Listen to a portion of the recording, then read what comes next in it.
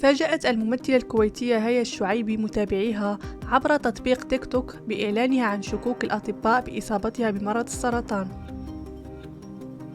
أوضحت هيا البالغة من العمر 45 سنة في بث مباشر أنها كانت منشغلة بإجراء فحوصات طبية بناء على طلب الأطباء، مضيفة أنها لا تحب التحدث كثيرا عن الموضوع لأن السرطان أصاب الكثيرين.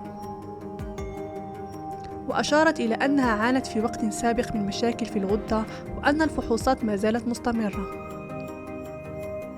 كما شاركت مقطعا مصورا لطبيب يوضح الفحوصات الطبية اللازمة للكشف المبكر عن السرطان.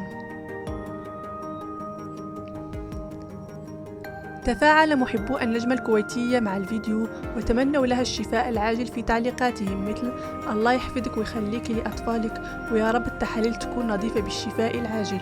يذكر أن هيا الشعيبي كانت قد تدخلت في أزمة الفنانة المصرية شيرين عبد الوهاب وزوجها السابق حسام حبيب، ودعت شيرين لزيارتها في منزلها للمساعدة، لكن الأخيرة لم ترد عليها.